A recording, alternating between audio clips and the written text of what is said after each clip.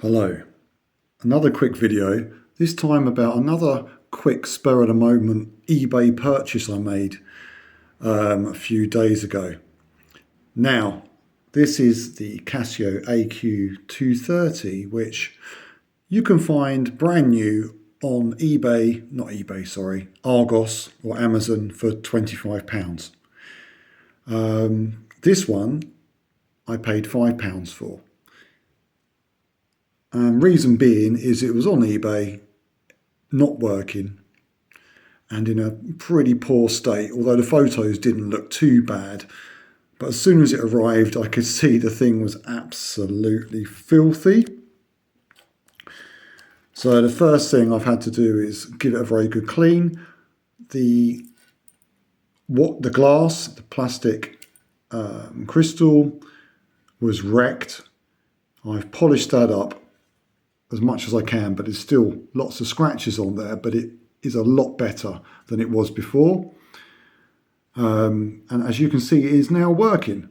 So I ordered a battery for it, and I got the back off, got the old one out, and that had some white powder around it, and the connections, where the battery goes in, also a bit corroded. So I cleaned those up as best as I could with a very small watch screwdriver, got the dust out of there.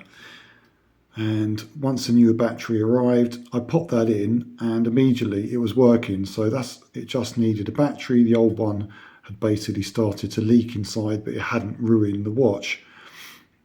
Now, I had quite a few troubles trying to get the buttons to work. And what happens is when you've got the back off, there are a couple of metal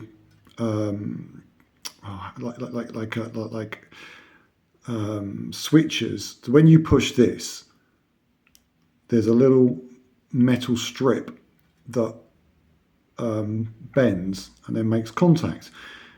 And if the actual watch hasn't been put back properly inside, then these metal strips stand a bit proud, and when you put the back on, you go to press the button and the button wasn't returning.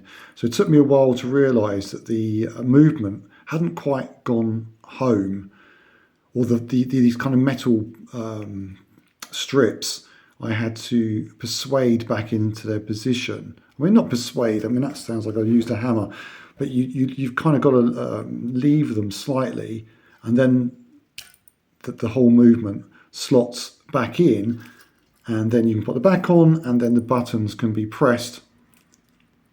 But that took a bit of figuring out, actually, because I couldn't work out. I was pressing the button and it wasn't coming back out, so it took me a while to work out what was going on. And it wasn't until I saw it side on, I could see the little metal lever things were slightly proud, and I realised I needed to poke those back in a little bit so it all fell back into place. It's hard to describe this exactly what I did without the back off, but yeah, I managed it and it's all working great. The watch is working great, so we've got the time there. You press the button. What button do we press? Top one. You've got stopwatch. Press again.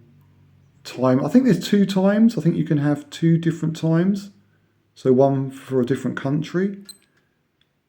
The date. Alarm. Yeah, time. Stopwatch. Another time. I set them at the same time.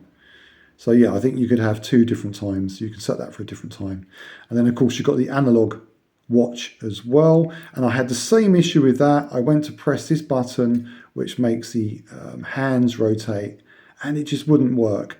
And it was the same thing. The little metal strip that this pushes against, which then levers across and makes contact, because the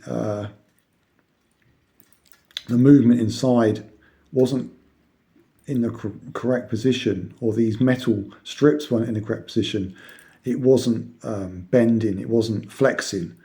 That's the word I'm looking for. They flex. So there's something to look for. If you do take the back off one of these little metal flexy contact points need to be all the way home. You may have to put a small screwdriver in there and push them away so that the movement can sit home completely, and then the buttons will press and then come back out again and not get stuck. Because what happens is the back plate jams, kind of presses against the little contacts, and so that caused me a bit of problem. You can see this is in quite a rough state. There's some chrome missing off the case itself. It's some kind of plastic or resin case that's got a chrome coating, and this one is well and truly worn. So this is quite a vintage one. I don't know, I'm guessing it's quite a vintage one just because of the wear and tear, and this is after I've cleaned it up. The strap itself was in good condition, just very, very dirty. I used a nail brush, soapy water. That seems to be the best thing to get into the links. But that's pretty great. The back plate's pretty great. So for £5, I got myself a Casio AQ230, which is working, albeit in a bit of a worn state. But they're £25 new. It's still a saving. And with a brand new battery, with a Renata battery, it's going to last quite a long time. So I don't know whether I'm going to keep this or I'm going to put it back on eBay. But to give you a size reference, that is my F91W next to it. And as most people will know, the F91W is quite a small watch. So this isn't a huge watch. I've got a 6.5 inch wrist. So I'll put it on my wrist now and you'll see what it looks like. I'll just pause before that. At the moment, I'm just wearing my Seiko Chronos, which is another watch I've just bought and cleaned up. Right.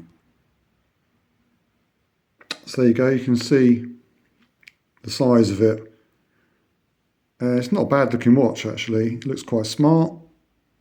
And from a bit of a distance, you can't see all the wear and tear.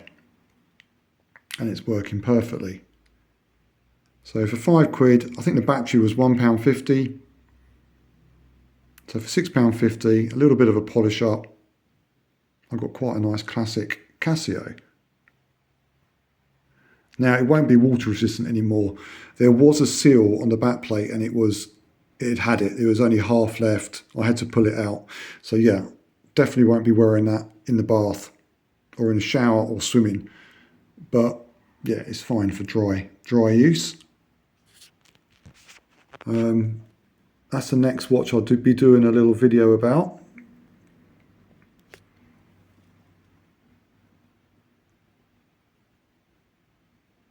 Yeah, so I'll probably put this back on eBay.